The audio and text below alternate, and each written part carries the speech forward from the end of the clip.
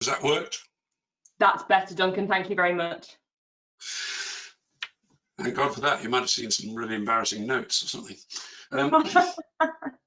Anyway, yeah. So, what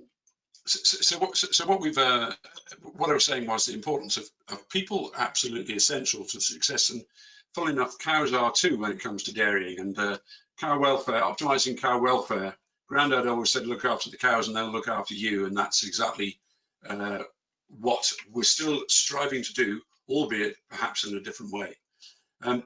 So you can see there the building in the landscape. It's a pretty unusual building, first of its kind in the UK, with a fabric roof, which is translucent, and you can see the light levels inside the building in the right-hand video there. And you can see some of the grazing platforms stretching away behind the building in the left-hand picture. So automation, very much obviously a major task in any dairy farm, is milking the cows. So robotic milking was right at the top of the list when we were looking at the technology we were going to be investing in. And we've got 3 GEA monobox robots, automated milking systems, not least because from a research point of view, we get a lot more data coming off a robot system than we do off more conventional systems. But back to the looking after the cows, it is actually a very low-level cow stress system where the cows are able to choose when they get milked. It's a controlled system, so you can see the cow leaving down the race on the right-hand side. So the cows choose when they're going to be milked. We can control that to some extent so that we can have some cows that are not giving a lot of milk being milked only once a day, and cows giving a lot maybe being milked as many as 5 times a day. So alongside the automated milking system, we've also got an automated feed system. So instead of having a tractor and mixer wagon, we have this rail-mounted feed carrier that is loaded in the feed kitchen, which you can see in the small picture there with the yellow loader. So all we have to do is put the forages we want to go into the ration into the bunkers, and the feeder parks underneath the outlet of each one of those and receives the pre-programmed quantity of each of the feeds that we want to go into a particular ration, and it then delivers that to whichever part of the building we need it to go to. And there you can see it running down the main part of the building.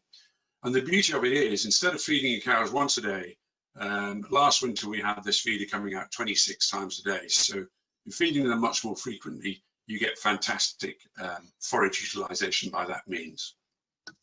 Other simple examples of automation, the feed bins are sitting on weigh cells, and that data is available to us at the farm, but also goes back to Full Farmers, the feed mill that supplies us. And if that were to be deployed across all of their clients, then they'd be able to optimize their supply logistics and reduce their footprint. The cow environment is really important, and ventilation is key. And you cannot have a fixed walled side to a building that's going to provide optimal ventilation in all situations.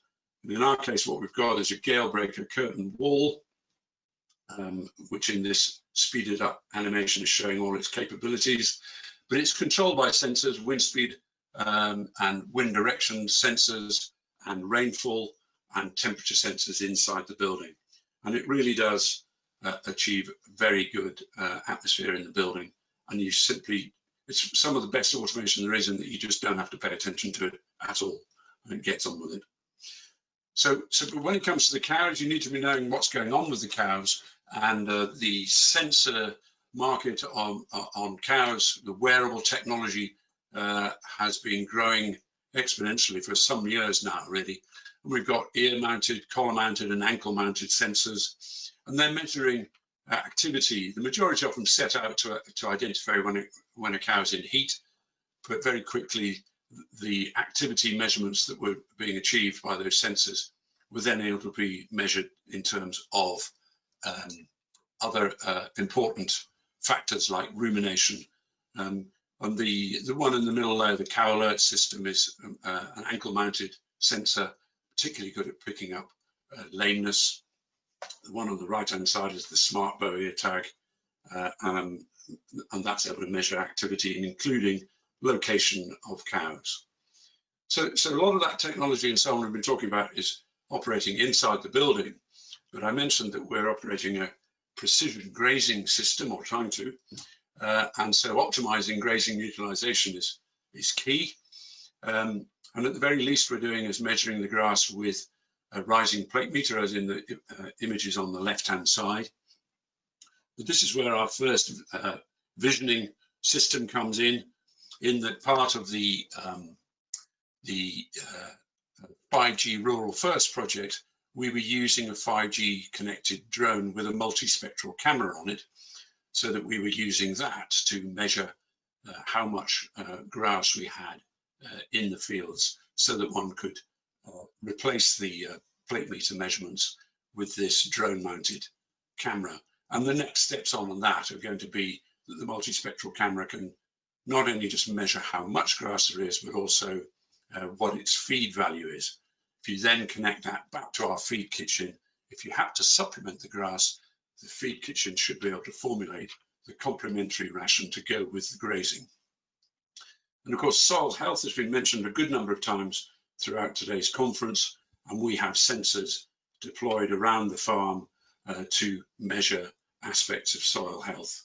So far, we're measuring soil moisture, and the readout there is for the last few days, and you can see the heavy rain that we had over the weekend having a major influence at all depths of the soil there. So as it is in arable farming, so soil health is absolutely key to the future of dairying as well. So that's a quick look at some of the technology that we've got going on. But what's missing and what's in development? Well, video is very much emerging now as a high potential technology, and we'll talk a bit more about that in a minute, as we will about augmented reality. So we've got two projects that have just started in the last few days at the dairy, and I'll talk to you about those. We've also got potential in radar technology, where you would be able to actually point a radar gun at a cow and be able to measure its respiration rate and other outside measurements like that. And probably one that's least well addressed, and yet if you think about it, when you yourself are in amongst a herd of cows and working out what's going on with them, you'll be using your ears as well as your eyes. And so there could well be potential with audio as well, both at individual animal level, herd level, and the environment generally. And then perhaps a little bit more specialist, but the use of biomarkers to automatically measure factors in the milk and in the blood, with biomarkers on the animals to be measuring health traits. So those are all exciting areas that are coming through. But I've been listening hard today, and a number of times this has been mentioned, and it is absolutely key. The elephant on the farmyard is the bit that's missing, funnily enough. The elephant isn't there nearly enough, is data integration. You know, the pulling together of key data from diverse sources. Sophie, right back at the beginning, said her bête noire was incompatible equipment.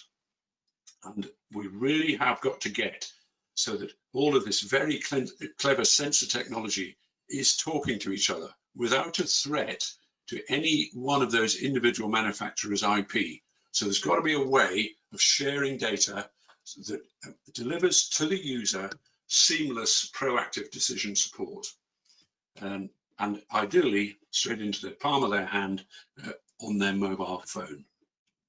So moving on to vision systems. So what we're looking for is something that's going to seamlessly look at the animal, send that data to the cloud, and instantaneously deliver it to the operator, to the person looking after those animals. And why would we want to do that? Well, because we want to have earlier detection of issues before they developed into a chronic condition. We want to be able to intervene much earlier to offset serious health issues. So we don't want oceans of data flying at us. What we want is for those systems to be clever enough to identify the early onset of an issue and deliver alerts to us so that we can focus our time and effort on the animals that need our attention right now. So some of the examples that we've got of that have been developing. This first one is a 3D visioning system for automated measurement. Now, this is something that was started by Kingshay some years ago with Innovate UK funding, working with Bristol Robotics lab to develop a system where there's a camera mounted over the race, and as the cow passes underneath, so it's capturing the 3D image from above, and from that it's able to deduce the incremental changes in the cow's body condition score.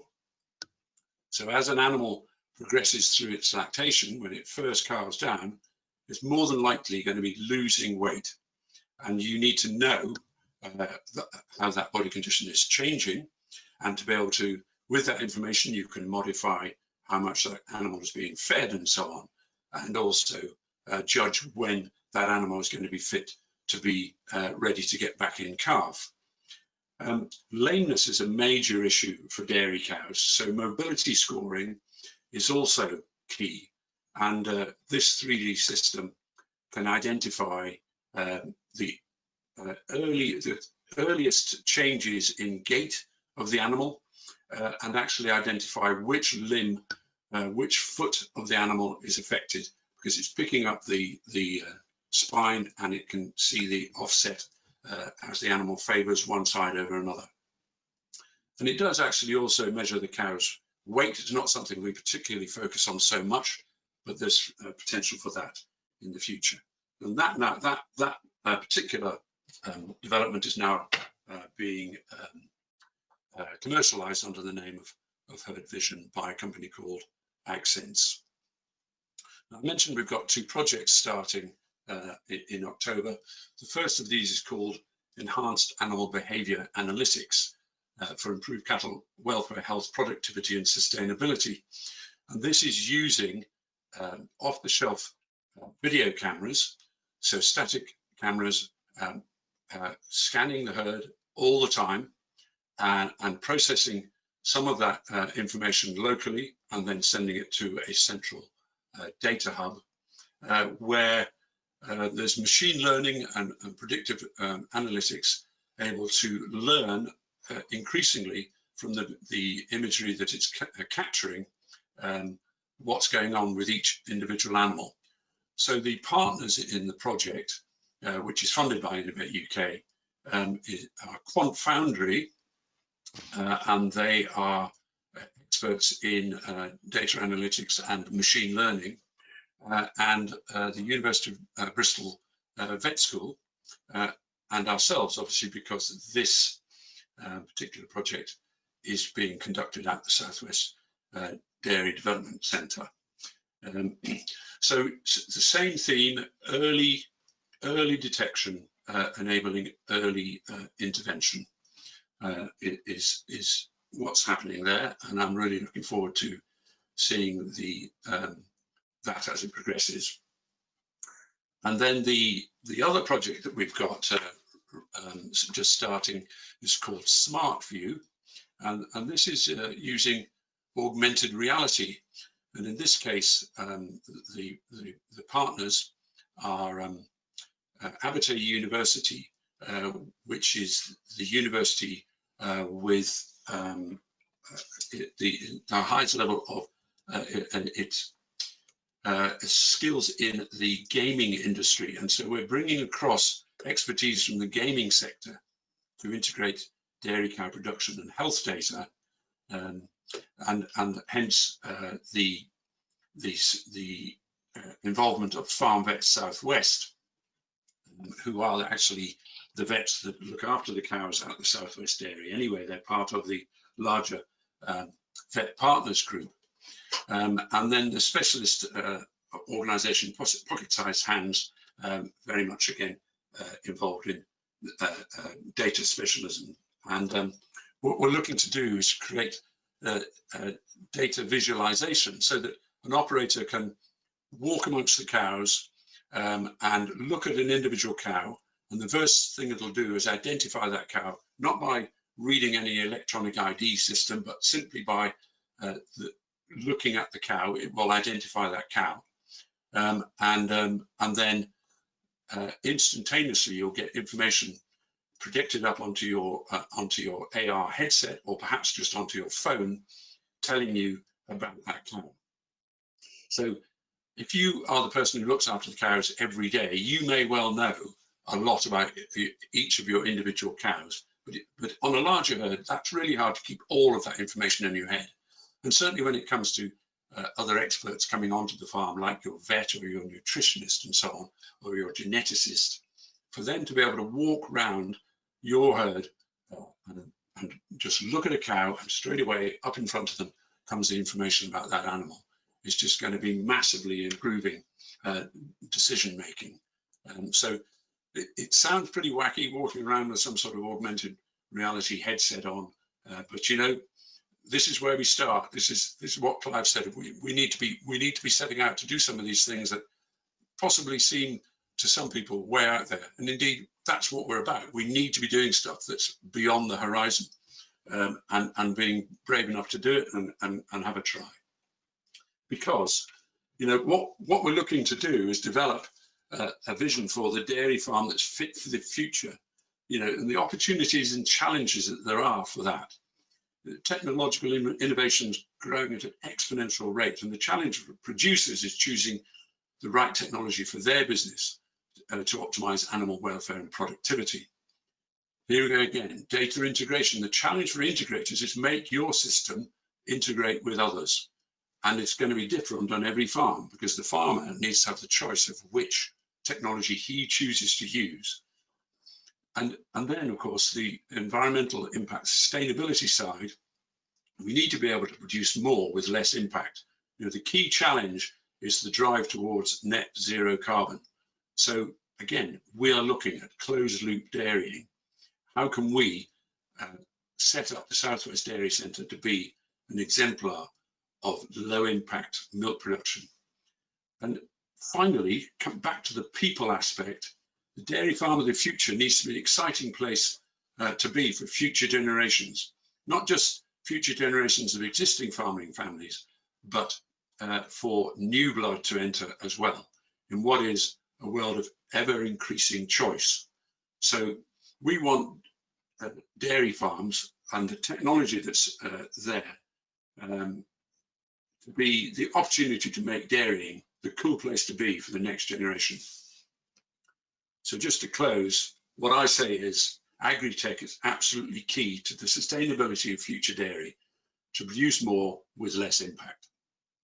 Thanks, Cassie. Thanks very much, Duncan. I mean, there's clearly some very disruptive and innovative projects going on, as we know, down at the Southwest Dairy Centre. I think one point that I noted down from your presentation is regarding the importance of a multidisciplinary team. And I think from an Agri-EPI perspective, we're seeing the involvement of more and more non-agricultural expertise becoming involved in ag-tech projects, aren't we? So bringing in expertise from varied industries such as gaming or aerospace or human health, becoming members of Agri-EPI and wanting to be involved in this exciting sector. We have a few questions for you, Duncan, if you don't mind. And we've got 6 minutes left before we move on to our next session. So somebody's asking, you identified quite a few challenge areas for the Southwest Dairy Centre as areas that need building on or that might be missing at the moment. So as an agri-tech company in the UK, or as a member of Agri-EPI, how can those organisations work with us to collaborate at the Southwest Dairy Centre? Well, first thing to do is get in touch with us and talk to us about your ideas.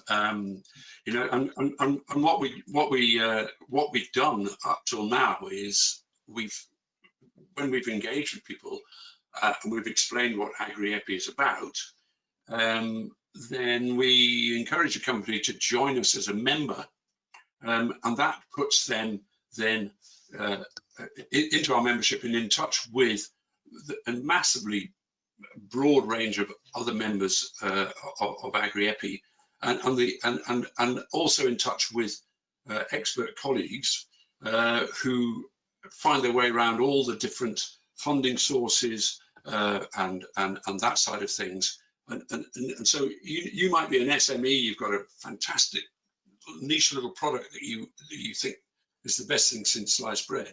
You know, talk to me as some sort of a bit of an enthusiastic Luddite, and I'll see how it might fit into dairying. And if I have sufficient knowledge of what else goes on in Agri-EPI, it may be applicable elsewhere, and we're able to network you and put you in touch with other people, not just members, but we've got a fantastically broad range of members. And that's something I found so exciting when I joined Agri-EPI, is to be put in touch with people who've never previously engaged with agriculture. And you talk to them about some issue that we've carried in farming for ages and ages, and they go, I'm in the aviation industry, we addressed that 20 years ago, this is what we did. And you go, wow, fantastic, let's go for it. Yeah, no, quite right. I always find it interesting how we speak to people that come from a range of different sectors. You know, they might come from oil and gas, and they've got a water treatment solution that we hadn't thought of in the agriculture industry. Somebody else is asking, thank you for the fantastic demonstration of the technology at the Southwest Dairy Centre, but how is the centre engaging with dairy farmers on the ground to help promote the impact that they could benefit from agri-tech? Yeah, I didn't include a picture in there, but within the building, so at ground level right there on the farm, we've got a fantastic visitor facility that a number of different companies generously sponsored to help us to build, and we've actually had something like 2,000 visitors through that since the cows arrived in 2018. And of course, sadly, we've had virtually no visitors at all since the lockdown. We're just starting to see a few now. So at ground level, there's nothing better than coming and actually seeing it for real. But as well as that, obviously we are using all the different means of putting the message out there, and we've certainly had a lot of coverage by the press and the TV. And I think the most staggering one of all was Reuters TV, who came and made a film about the dairy and syndicated to around the world to a potential audience of 758 million people.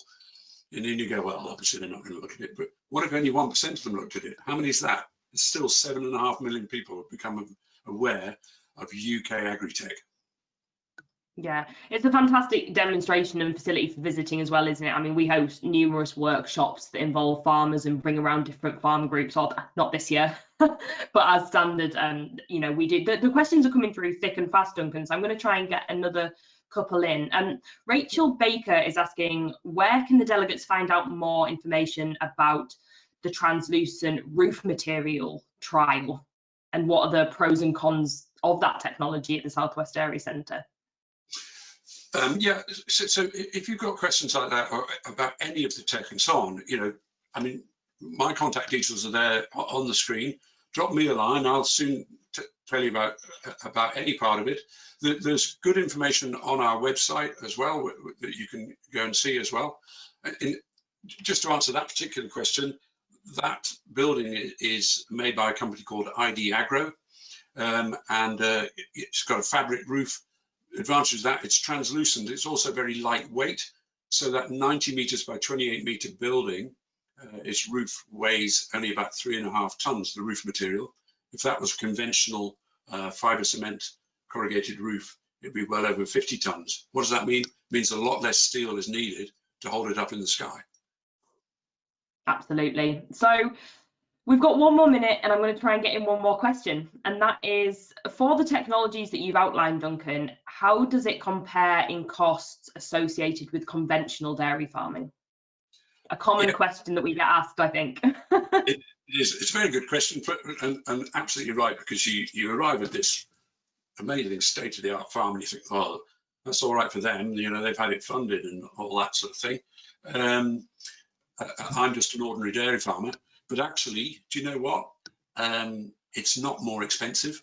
It costs, to set that up for 180 cows costs less than £10,000 a cow place. And that is very much in line with a more conventional approach with a lot less technology involved.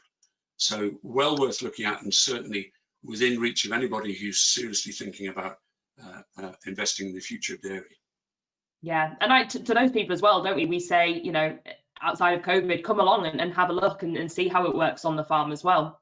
I'd like to round off with a lovely comment actually that we've got through in our questions box. Is from the Secretary of NFU's Southwest Dairy Board, and Alex has said that they're so lucky to have this facility on their doorstep, and they visited the Southwest Dairy Development Centre numerous times, hosted by yourself, Duncan, so they thoroughly recommend it to ag-tech developers looking to get involved in R&D collaborations and trials with us. So just to round off on that lovely note, Duncan, thank you so much for your presentation.